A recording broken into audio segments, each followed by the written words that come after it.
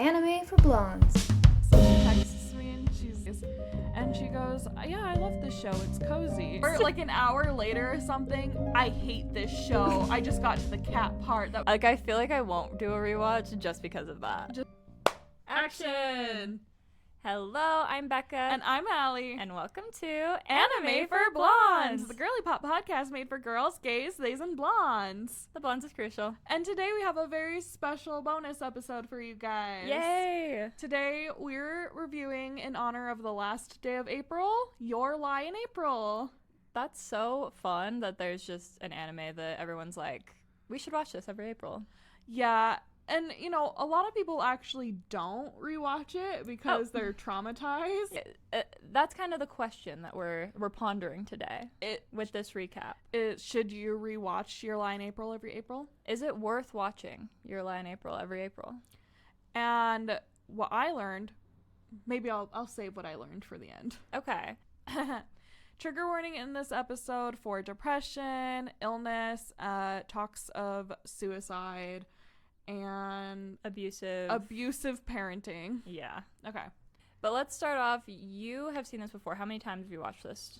This was I guess, actually only my second full rewatch. Okay. Because, you know, I rewatched it fully for the first time, I guess 2 years ago when my in-laws still lived here.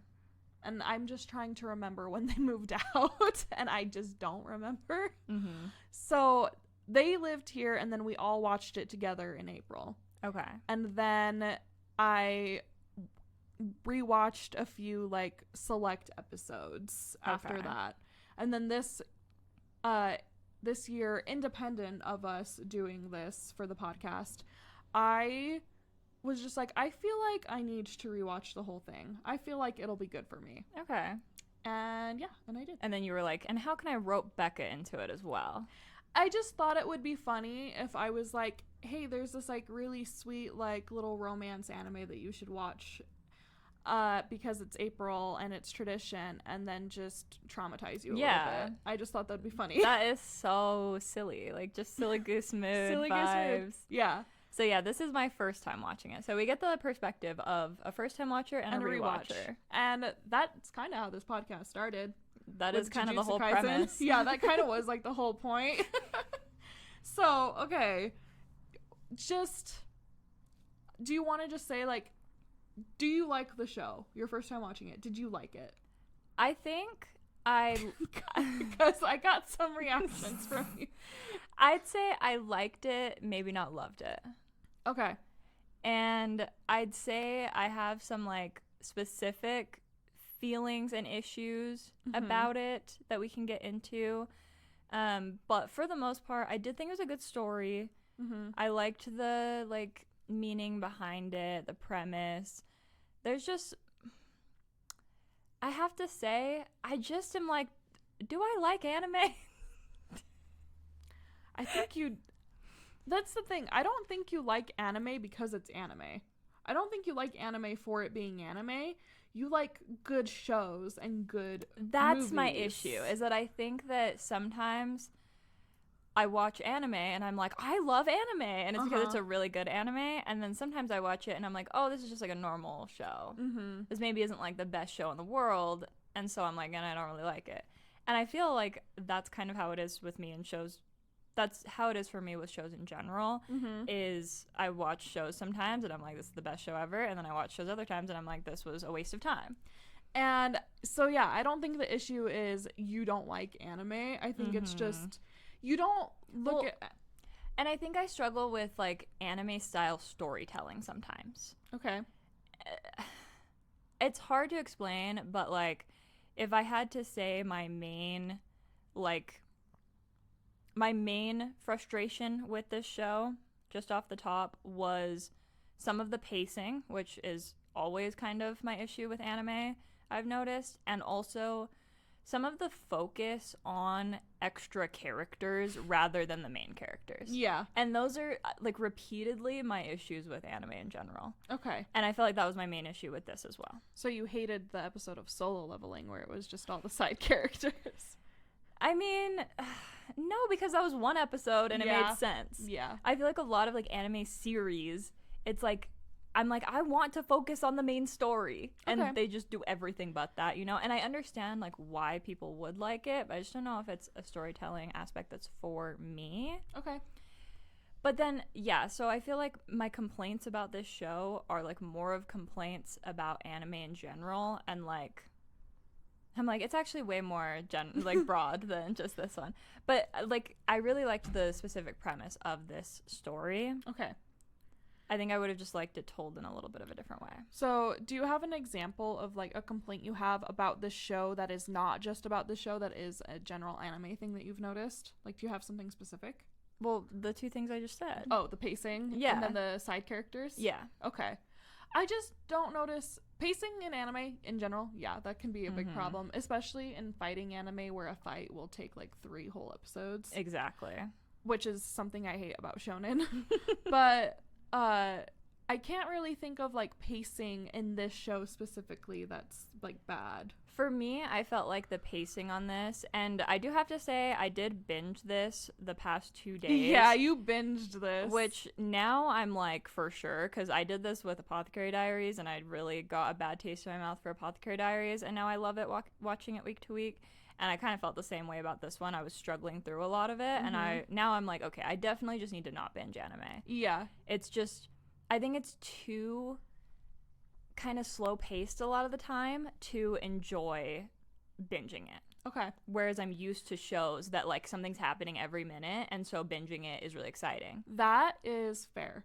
I think that's fair, and that does make sense with these more like slice of life anime that we've started to dabble into. That's valid of why the pacing would become frustrating. Exactly. So I kind of take part of the blame on that. Like, I don't think this anime necessarily is at fault for that, but something I noticed right off the top is I really liked the like first few episodes. I felt like things were going good, and then it kind of dragged. And then like midway through, it like picked up again, and then it kind of dragged. And then like the ending, it like picked up again. And it's just those in between episodes where I'm like, okay, get to the point. Like, I feel like I know what needs to happen and what's gonna happen, and you're not doing it. So instead of this being like 22 episodes or 23 episodes, it could have been 12. Yes, that's how I feel about literally every show ever. And that's not something I like to, like, I'll watch a 12 episode romance and I'm like, okay, I need another season right now. I need more episodes. But I can see that for this one. Well, and I think I've just been so like used to that style of TV show at this point in my life. Like, that's what people are making, is these like very tightly done shows where it's 12 episodes, 8 episodes sometimes, and it's like super every minute counts. And then just getting into the like feeling of anime being different is so hard to rewire my brain. Especially this one is a little older. This isn't one of the newer fast-paced shows that we've been watching. Exactly. This is like a few years old at this point. I think 2012. It's more than 10 years I think older. I looked it up and it was 2015. Yeah, so it's 10 years old at this point. That's crazy. Don't say that. Don't remind me. What I will say about this show is that I really like the characters. Like, one of my complaints is that I wish that we would have seen like more of that core friend group. Yeah. The 4 main friends. I love the main guy. I love like the message behind everything. I love the main love interest. Kosei Arima. And yeah, I agree. The side characters, like, once he starts doing the tutoring with the younger girl, I don't care as much. Yeah, I'm like, so that's valid. Why are we doing this? And the reason why, there is a reason why. It is, in my opinion, the fact that you doing the thing that you love can inspire other people to do the thing that they love. And like, he's like literally inspiring younger generations, and they're trying to like, you know, they see his passion and they want to learn piano as well, but just not in like the toxic way that it was taught to him. So I mean, like, there is a reason. There definitely is. And it's like, I totally get that, and I do enjoy the premise of, even like, I kind of find it annoying how it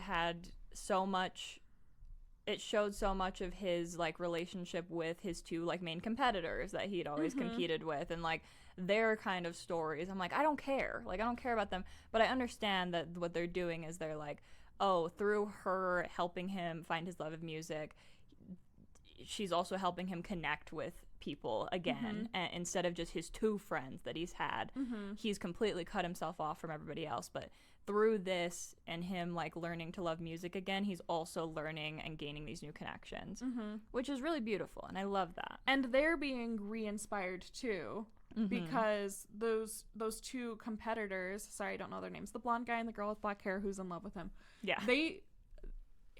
everybody's in love with this guy, by the way. And I was like, that's super unrealistic, except for the fact that he was like a famous child prodigy on the piano.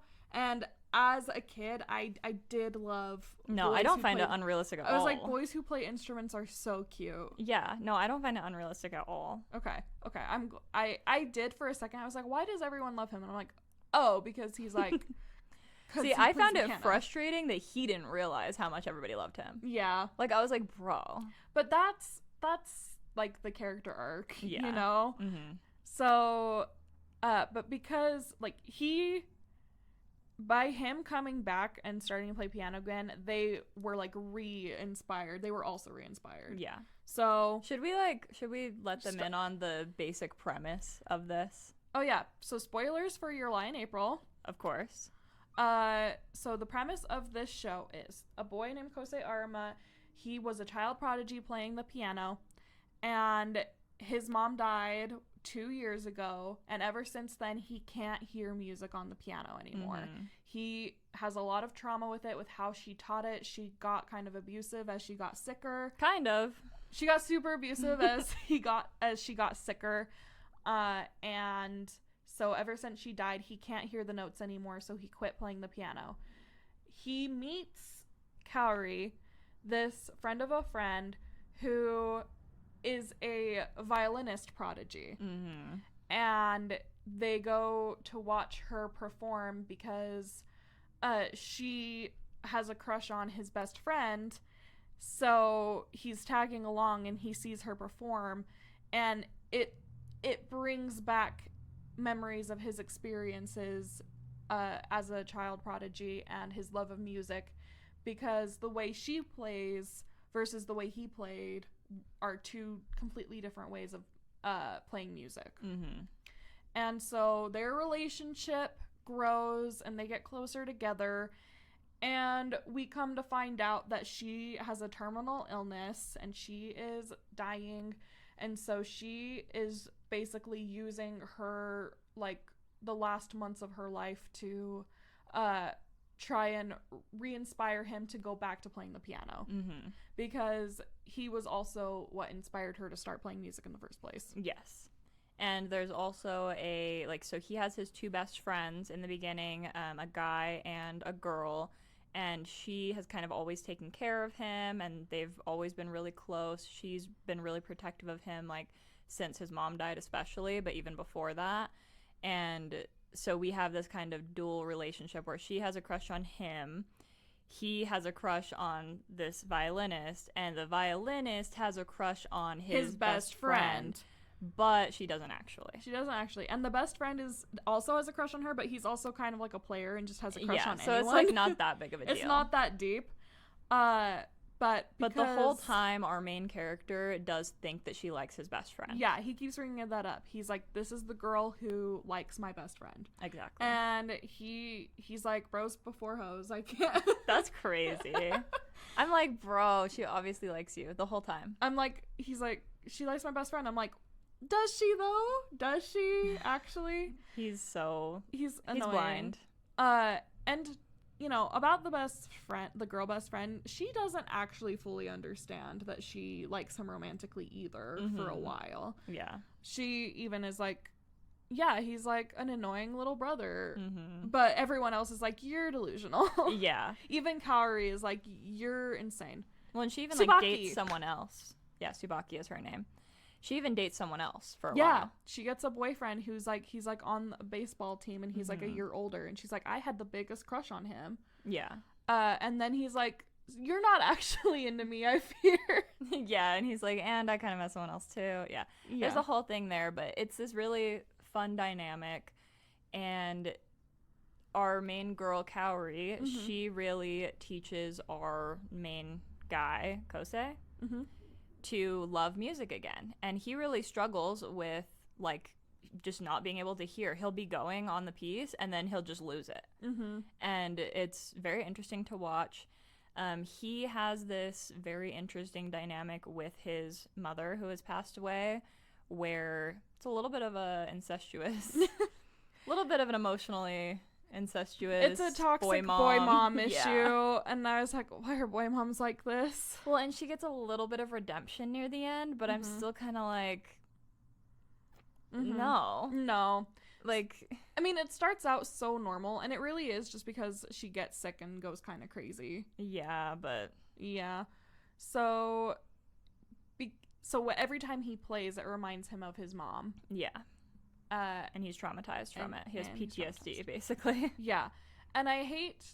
And it is kind of like the girl that he falls in love with fixes his trauma. And, like, normally I hate that. And I'm like, that's not her responsibility. Like, she wanted to, though. Yeah. Normally I'm like, you can't, like, use your girlfriend to fix your trauma, like, from your mom. But this is, like, different. No, it's because it's not just that he's using a girl to... No. It's that she is opening his mind to music in a new way and life in a new way. And her perspectives on things just inspire him. So it ends up... It's really a beautiful story. And one thing I will say about this show is the one-liners went crazy. Like, I have so many, like, just quotes that I saved because I was like, these people are dropping bars. Like, crazy stuff. Like, give us one. We have this feeling I think it's what people would call yearning. I was put on this earth to make music, and so were you. Thank you for existing. From the first moment I laid eyes on you, life's been so colorful. It's us again. I just wish time would stand still for me. That's like, there so is good. So many. That's not even, like, close to all of them. Yeah, that's so good. That's part of... Sorry, this note that you meant want to kill yourself with me. Why did she say that to him? Because she's feeling emo. My girl, okay, very beautiful, she, like, starts to lose her color in the animation as time goes on and as she's, like, closer to death, and beautiful. But yeah, like, she's near the end and she's like, will you kill yourself with me? I'm like, whoa. She's like, I'm just kidding. And he's like, and then he comes back, like, he thinks about it. My man thinks about it and he's like, I can't kill myself with you. And she's like, I wasn't serious. But, like, girl, you kind of were. You kind of were. And yeah, she's the type of person who, once she realized she was sick, like, really, like, takes life into her own hands and tries to live by her own rules. And so it makes sense to me that she'd be like, I want to go out on my own terms. But, like, to say that to him is crazy. After he's been her pet project. Yeah, like, she's been saving him. And then she's like, and can we Romeo and Juliet this situation or what? I'm like, girl. It's not funny, but because it's, like, so kind of out of pocket, it's a little funny. Yeah, it is so random. Like, I was not expecting that from her or the show, so that was funny. Yeah, I mean, we get a lot of great lines in this, and I really loved that, like, I loved the whole, from the beginning, we get Tsubaki, his girly that ends up having a crush on him. She tells him, like, when you fall in love, like, it'll bring color to, like, your monotone world, because that's something he's struggling with, is he just feels like everything is monotone. Because he's super depressed. Yeah, he lost his mom. His dad is just not around. Yeah. His dad, like, travels for work or something. And so he's just kind of on his own, and he has his two best friends, and he does, literally, episode 3, I put, let's find it.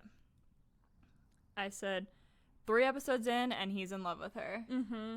Like, he immediately is like, oh my god, I'm starting to understand the color metaphor. He's like, wait, actually, she was right. And I really do love that. I know you're like, you're saying your piece about you don't like relationships fixing someone, but I do. And I like the idea that, like, true love can conquer all. True love can, like, save a person. No, and I love that too. I didn't want to not recognize that there is the reading that she's a manic pixie dream girl fixing the, like, she sad definitely boy. is a little manic pixie dream girl. Malachi called her the manic pixie dream girl final boss. She kind of... She kind of is. She kind of is, but I feel like manic pixie dream girls... I want to humanize them. So I'm like, yeah. Well, I like manic pixie dream girl characters. Of course. I'm like, they're, in my opinion, they're never like the problem of the story. And so I saw people like villainizing her online, and I do not agree with that at all. Who was villainizing her? What? I don't know. I saw it in TikTok comments on edits. What the hell? Okay, that's ridiculous. I think they're basically mad that she kept it a secret. She did her best, though. That's the thing. It's like she kept it a secret because, like, in her letter when she explains everything at the end, I'm like, she handled this pretty well. Mm-hmm. She didn't just come out and say who she had a crush on because she didn't want to blow up his whole friend group. Mm-hmm. So she, like, lied and said she had a crush on this other guy who, again, as we said, is a player. So, like, the stakes were lower. Yeah. And she, like, she wanted the basis of their friendship to be about, like, the music. She didn't want, oh, I'm sick and I'm dying, so I need you guys to do what I'm saying. Like, yeah, I think people are just upset that she wasn't honest about her feelings for him, and also that she wasn't honest about what was going on, so that, like, she kind of took that opportunity away from him. Yes. Which is valid, but I think she just was a middle schooler doing what she felt like was... And I just don't think it's valid because she explains her reasoning and I'm like, yeah, that makes sense. I think people just disagree with that reasoning. Okay. I agree with her reasoning. I completely see where she's coming from. I do think I would be a little bit upset if I was in Kosei's shoes. Mm-hmm. Like, I'd be like, what the heck? I would have wanted to love you in your last days. Mm-hmm. And known that you loved me too. Yeah. But I don't think she was being selfish. I think she just was doing what she thought was best. Mm-hmm. Yeah, it wasn't selfish. Her being selfish would have been like... No, people think she's selfish, according to the TikTok comments. Well, that's dumb because her being selfish would have been her being honest. Yeah. And been like, please, like, be with me. I guess it depends on how you see it. I get what they're saying, but I just don't see the point in villainizing her. Because she's also, like, a victim in this situation, in the universe. I disagree with that criticism. Okay. So, can I ask, did you cry at all? At any point? No, but the closest I got was the cat scene. Yeah, so she texts me, and because she's binging it all in 2 days. And she goes, yeah, I love this show. It's cozy. And then the very next text. Like an hour later or something, I hate this show. I just got to the cat part. That was so unnecessary. That was unnecessary, and that actually pissed me off. And I get it. That whole episode or, like, sequence of events really pissed me off. Like, I have it noted in here. Like, oh, so nothing can go right for this guy. So just everything's going to go wrong for Kosei. And it's like, I get that, like, it's about living in spite of that, but, like, that pissed me off. Can I tell you my understanding and reading of that sequence of events? Sure. Okay. In this show, I like to say that cat is his inner demon cat. Okay. And that's why his relationship with that black stray cat is, like, so weird. Mm-hmm. This cat is just, like, literally his inner demons, like, speaking to him. Yeah. And so, you know, he goes to visit Kaori with his friend when he finally, like fesses up and is like, hey, I really like her. And his friend is like, well, duh. I loved that scene. I love that scene, too. Like, he's like, yeah, well, obviously you like her. And then he's like, are we going to duke it out or what? Yeah, I'm like, I just love that he just doesn't care. And then, you know, she's having an episode? Something's going wrong with her and they can't actually see her. Yeah, they can't see her. And so he sees her hand fall and it's, like, super triggering for him. And so he's walking home from the hospital in the rain, and then this stray cat that he's been seeing all the time gets hit by a car, and he takes it to the vet and tries to save it, and they can't save it. And that is his 13th reason. That's his, like, breaking point. But I hate that. And I get that. My reading of that is, like, his inner demons needed to die and for him to be able to move on. I guess. I do not feel like that was necessary. I just feel like everything started going wrong for him, and I was like, that's just so unfair. Like, can he have one thing? He can't even have this cat. And that was also after it had already explained that his mom got rid of his original cat. Yeah. Because the cat, like, cut his hand. Yeah. Cut his freaking piano playing hands. Yeah. And that was too far for me. As a cat mom, that hit way too close to home. Like, I feel like I won't do a rewatch just because of that. But now that you know that it's coming, you can just skip over that part if you want. That would just make me sad again.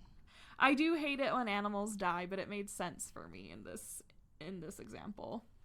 I, like, get what you're saying, but I don't know. I feel like they could have given my boy a W. Like, they could have given him one thing. He could have had the cat. That could have been his thing that he got. It's like he still has to lose her in the end. Yeah, that's true. He has to lose the cat, too. Well, in the very last moments, he sees another cat. Yeah, there's just a million black cats walking around. I think the cat that he usually sees is not the same cat that she saw in the very beginning. I think that the cat that she saw in the very beginning, before, like, the very first opening, is the same cat that he sees in the very end, because it's on the same street. Okay, that's nice. That's my thought. I did like the like first opening scene is her like saying hi to a cat and she's like meow. Yeah. I was like, okay, this is starting great. Yeah. Oh yeah, what did you think of this opening song? It's so good. It's like that song isn't it? pops off and then they change it and I'm like, I know, they changed it and I was like, it's not the same. It does not hit the same. Like, this is actually like one of the best anime intros. I said, first episode intro is already fire. The cherry blossoms, the cat, the meow, so cute. Fire song as well.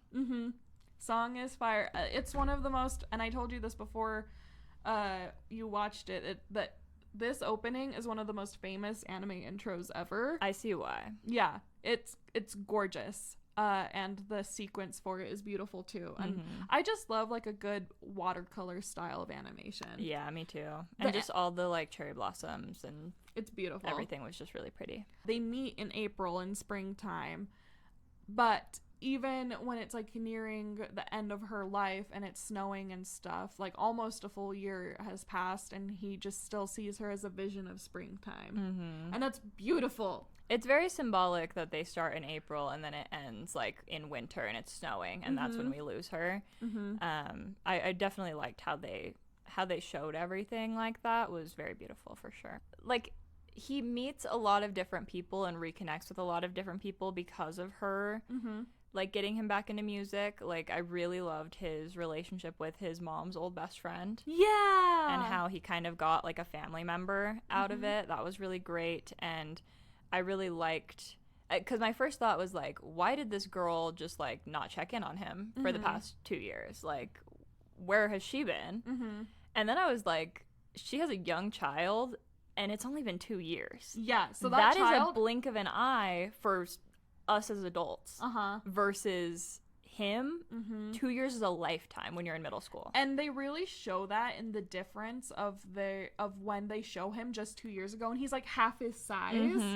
And yeah, that 2 years, everything changes when you're a kid, but yeah, as an adult it's like that time can pass so easily and not even realize it. Like, 2020 for me was yesterday. So true. Like, time moves so differently when you're an adult. I could totally see myself going 2 years without seeing somebody. Especially if you have a kid. Especially if you have a kid and you're grieving as well because it's your best friend that you lost. And you're hoping that he's being taken care of by his dad, which he barely is. And you know what? To be so for real, I forgot he had a dad. No, it's because he is just like living on his own, basically. Yeah. Like, there's like, when's your dad gonna be home? He's like, I don't know. Like, he's just traveling all the time, leaving this middle schooler by themselves. But I really love that character of the best friend. I love that it shows that she kind of is like why he even started playing piano. Yeah. His mom didn't even want to teach him piano. The mom. They do show a scene where the mom is like distraught and crying because she wants to give him this musical skill as like her last thing so that he has like a chance at a good life without her. And I really liked that, but I don't know if that really makes up for how abusive she was to him and her getting rid of the cat and like just I don't know like how much she's messed him up. I got the feeling that they wanted us to like understand her as a human more and like also like help him move on and everything, but I don't know, that didn't hit for me. I was like, I don't like her. I mean, I don't like her either. I don't think we're supposed to like her.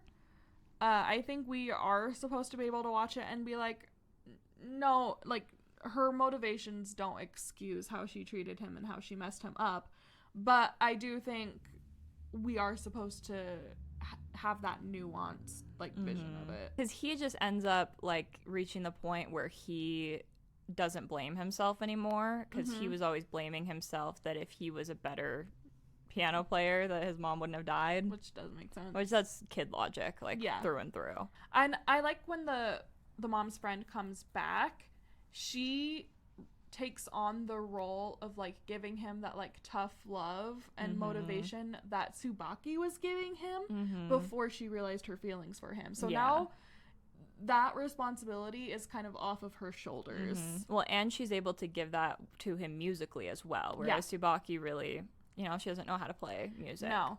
But something I do love about this show is everyone has their passion about something and every single one of them fail. Yes, that's true. Not a single one of them like continues with their goal. Tsubaki loses like they both lose the big game. Yeah. Like soccer and then softball. And then he obviously doesn't win the piano competition. But it doesn't matter. Like it reformats, like that's not the goal in life. Yeah, that's not the goal. It's like you can still, and this is why I wanted to rewatch it this year, why I really felt like I should and that it would be good for my spirit. And it was, because all of March, you know, I thought March was going to be like the best month ever for me. I was like, I'm feeling lucky. I'm feeling like January and February were like so productive for me. I'm ready to have like a productive March. And then I just went through like this episode of just, you know, the practical things. My iPad broke, my schedule changed, I wasn't seeing my therapist, etc., etc. But it was this period, this whole month where it felt like nothing was going how I wanted it to go. And I realized I don't really have like a goal right now in life, because the goals that I have had, I've mostly either already done or I've moved on from. Like, it was a goal of mine. The problem with being like an academic person is like once you graduate, it's like, then now what? Yeah. So, you know, I already graduated college. I was someone whose goal was to get married and like find true love and get married. That was a goal of mine, and I did that. So, and you know, and I'm not a mom yet. I don't really have like a career. So I'm just like, what am I doing? What is my goal? What are my passions really? And when you're in a depressive episode, you don't actually really have passions. Yeah, that's true. So I was like, and that's what this show is kind of about. It's like, what is your reason? Like, what is your passion and what is your reason for like doing the things that you do? And his reason became, he fell in love with this girl and wanted to be able to reach her through the music. Yeah. And that's a theme. Every single one of these characters is trying to reach someone with their passion. Not, God forbid, with like actual communication and words. No. Because let's remember they're middle schoolers. But they're trying to like reach people or touch people's lives with their love of music, or you know, even Tsubaki playing baseball, she's still trying to reach him, but she's like kind of purposely like hitting the balls in the direction that will go to the music room, so that she can go see him. So in rewatching the show, and also seeing my therapist again, I did kind of like come to the conclusion of, you know, I don't have a thing that I'm doing to reach a goal. I am just trying to do things I love because I love them. You know, like, he no longer, his goal in playing the piano was because he was trying to save his mom. Yeah. Obviously, that didn't work, and so now he's like, what is the point of playing piano anymore? And the point is that you love it.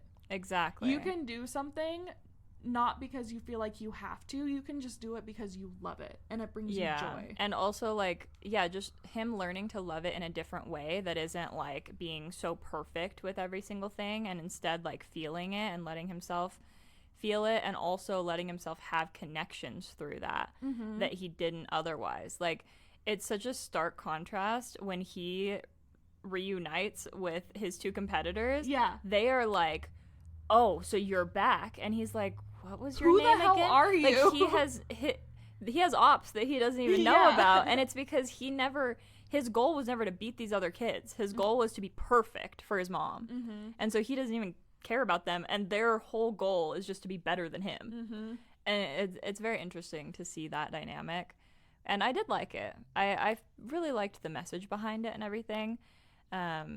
So overall, I think I liked it. Here's what I think. Our question was, should you rewatch Your Lie in April, every April? Is this a good tradition? I think you should rewatch it. Because the first opening theme song is fire. So good. But also, I think you should give it a year, let yourself forget some things, and then just watch it not all in the span of 2 days. Don't binge it, for sure. I think you should give it another shot, one episode at a time. One episode a day would probably be perfect. That gets you through the whole month. Then that's what I did, basically. Yeah, I think that definitely would be a little bit better. Or even just rewatching certain episodes, I could see as being really nice. And a lot of people, so I posted a TikTok where I was like, yay, it's time to rewatch Your Lie in April. And a bunch of comments were like, no, I'm never rewatching that. I don't want to feel that pain again. And normally I agree, because I hate watching, like, sad shows.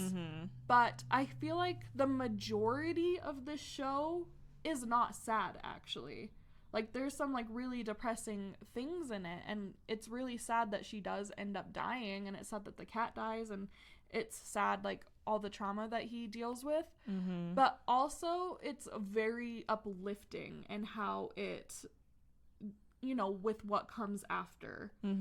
Like, it's not all hopeless. He can hear music again. He does learn to love music again. Yeah. And, even though she died, she did still reach her goal of, like, the reason why she played so chaotically is because she wanted to touch these people's hearts. And she did that. She did. Everyone will remember her.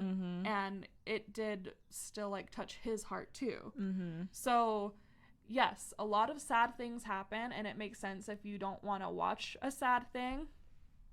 But I also feel like it's a really therapeutic watch in how do you deal with the tragedy in your life. Because unfortunately, we can't just ignore the tragedy in our actual lives. It's true. So that's my soapbox for Your Lie in April. No, I think that's a good point. And I do think that, especially if you already like anime, I think this is probably a must watch. I think if you aren't into anime yet, this might be a little bit of a tougher, like, anime to get you into it. Or, you know what? If you are a fan of John Green. It is kind of The Fault in Our Stars. It is kind of giving A Fault in Our Stars. But it's just, there's not enough of a focus. There's not enough of a focus on the main two. They compared hand sizes at one point. I love it when they do that. I said, no, it's over. That's such, like, a dumb thing that we do when we want to hold someone's hand. But I still love it. No, same. Also, I said, life hack for immortality. Don't ever tell anyone you wish you were dead, and then they'll never die. Like, you know how every time you're like, I wish you were dead in a show, they always end up dying. They always dying, and it's like, ooh, is that my fault? Because he did that to his mom. Yeah. And so that's a little immortality hack for you guys. The girl who likes my best friend. Brother, come on. Rolls eyes. At first, I was annoyed by all the other characters it's bringing in, but now I'm seeing it as she's helping him socialize beyond just his two best friends. The day might come where the muses demand another loss. They said, I think it was the mother's friend said that about him. Damn. And I was like, Alexa, play The Prophecy by Taylor Swift. Oh yeah, I did jot down. So the prophecy, like you said, is, you know, giving your line April, but also tied together with a smile. Yes, for sure. And then mirror ball and this is me trying. Both of them. Yeah, I see that. He's this is me trying and she's mirror ball. Oh yeah, she is so mirror ball. Dude, the I can't kill myself with you, I figured as much. It's crazy. And I did love their final moments together, I gotta say. That scene made me so happy. Yeah. When he carries her up to the roof. Yeah. And it's snowing, and he's like, she's a vision of springtime wrapped in winter. And she's just happy that she got to see snow. Yeah, she got to see snow. And she just tells us straight up front, she's like, I just don't want to die. And I just don't want you to leave me. And then, you know, he addresses her later. He's like, I could never actually leave you. Like, you're gonna be in my heart forever. And I'm just like, that just hit so hard. I did love his bond with his best friend as well. When she said this moment is nothing at all and everything, and whatever happens, I wouldn't change our time together for the world. I hope he wouldn't either. Yeah. Like, she is in love with him, but she doesn't hold that against him. She's like, I just hope that like all this time we've spent getting to know each other and being there for each other matters. And I did like that kind of twist on, like, she wasn't just this like jealous best friend. Like, it was kind of cringe, though, I have to say. When she confesses? Yes, when she confesses, that was so bad. She's like, you should fall in love with me instead, and then kicks him and runs away. Girl. Unfortunately, she is a tsundere. Dude, and she literally is like, well, she doesn't love you, okay? She loves our friend. And it's I'm like, okay, no, you don't have to be doesn't. mean about it, and also you're wrong. Also, you're wrong. She's like, you can't compete against him. He's like the cool athletic guy. And I'm like, girl, that's not everyone's type. That's not what everyone likes. He's got bitches lined up for him, actually. So that's a crazy point to make. When he is doing his last piano piece. Oh my god. And he like almost can't do it. Like he kind of loses it in the beginning. And then Tsubaki sneezes. And then he hears her. And he gets grounded. And he's like, oh, shit. Yeah, that was beautiful. That grounds him. And that was that beautiful. It was her. And he says, I see you, all of you. Oh, dude, the one-liners in this show went crazy. It's so well written. Okay, this is your thesis. Thank you. Whether you're sad or hurt or empty, you have to keep playing because you're a musician. Yeah. That is so beautiful. And I was like, no, I'm not a musician, but like we all have a thing. To bring it back to our king, Toto. No, literally. Like, that changed me. I know, you put it on your vision board. It's like you keep going until you have your reason. And then once you have your reason, you continue to keep going for it. Also, from the first moment we meet somebody, we're never alone again. Period. That is so... I'm like, wait, that put everything into perspective. Yeah, so you actually... I think you would get a lot from it by going back and re-experiencing it. That is true. I kind of feel like you have to do at least one rewatch because you need to experience it knowing what's going to happen, because I kind of knew the whole time. Yeah, did you know she was going to die? Yeah. Okay. Like, that was definitely obvious to me. Okay. But the way everything like went down, I wasn't expecting. And I did like kind of I told one little lie. Like, I just love her. I really liked her character. I liked her character too. And that I feel like that's kind of what bothered me a lot, is I feel like we didn't get to see a lot of her in like the latter half. Yeah. It was more focused on him. Yeah. And I wish that we would have gotten to see more of their dynamic. I agree. After she got sick. I agree. That makes sense. The problem is, like, what were they gonna do together? I don't know. Just hang out in the hospital? It just would have been nice to, like, get to know her a little better. I agree. But that's why we have that letter in the end, so that we can get her full side of the story. And also, I hate to say this, but it is not her story. It's his. It's not. So everything that we see of them together is from his perspective. Yeah. There are no interactions between them that we don't see. Yeah. And then we get her letter for her perspective, and that picture of her with him in the God. background. Oh my God, that was so cute. It's so cute. She's kind of mastermind. She's so mastermind. She's like, I set all of this up. Invisible string theory. Except it's not the invisible string. It's literally Taylor Swift writing invisible string and then being like, JK, I actually set it all up. Exactly. He's like, wow, it's so weird that we were connected in this way. She's like, Like, yeah, what a coincidence. What a coincidence. But that is also kind of like the thesis of the show, is like invisible string theory. It's like you just never know who you're going to touch. Yeah. Okay, also last quote that I really liked. Oh, she did say that he also made her life more colorful in the letter, which I loved. I loved the use of color. The use of color to represent love, because I feel like that's true. I agree. This quote, I was like, okay, this one hit me. Okay. If your friend is on the ground crying, you don't run out and get them a new handkerchief. You offer them your sleeve. That's interesting that got you. That's all you have to do as a friend. Like, yeah. Isn't that so sweet to think about? Like, because I feel like a lot of us struggle when our friends are going through something, or just any loved one is going through something. It's like, oh, I need to like do the right thing for them. Mm-hmm. But really, you just need to be there for them. Mm-hmm. You just need to be there and offer your sleeve. Oh, I thought that was beautiful. And that's from a side character. That's from a side character. Mm-hmm. Yeah. That is beautiful. I know, I really liked that one. See, so in conclusion, I think you should, or I think it is worth it to rewatch it. I got a lot out of rewatching it. It was therapeutic in the way that I hoped it would be. Mm-hmm.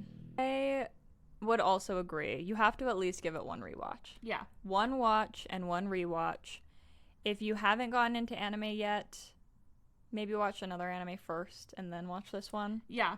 But I do think that this could be somewhat of an intro anime. Yeah. This isn't too much of a deep cut, especially if you're into John Green. Like, you're into kind of those, like, sad love stories. Yes. So, yeah, I would definitely say I would probably rewatch it next April. Okay. I converted you. One episode a day. I converted you. At the beginning of this review, you were like, I'm not going to rewatch it. But wow, I we you. did it. We did it. Yay! Yay. So that was our review of Your Lie in April. I know there's like a lot we probably didn't touch on. Yeah. But you gotta watch it yourself. Yeah, gotta watch it yourself. And then tell us in the comments, do you rewatch this every April, or are you someone who's like, I'm not putting myself through that trauma again? Yeah, because totally understandable. I probably will skip the cat episode next time. Period. Period. But yeah, if this is your first time finding us, welcome. We do Apothecary Diaries recaps every Monday. And next week we'll be doing an anime first impressions of the Anne Shirley anime. Mm-hmm. And we also have already reviewed all of Jujutsu Kaisen. And Solo Leveling. So there's plenty of backlogged content for you to enjoy if you're new here. So we will see you on Monday and every Monday after that. Hope you have a great rest of your week and weekend. And I hope you had a good April. Oh, and make sure you follow us on social media at Anime for Blondes Pod on TikTok and Instagram. Help us reach 1,000 followers before the end of the year. Took the words right out of my mouth. Sorry. Do you want to say it? No. And subscribe to us on YouTube, Spotify, or Apple Podcasts, whichever one you like to listen to. And we do video on YouTube and Spotify, so... And we do try to Mary Kate and Ashley match for those. Yes, we're always wearing our red and pink for you. So please at least go take a look and comment that we're beautiful and gorgeous. Thank you. And we'll see you next week. Bye. Anime for Blondes.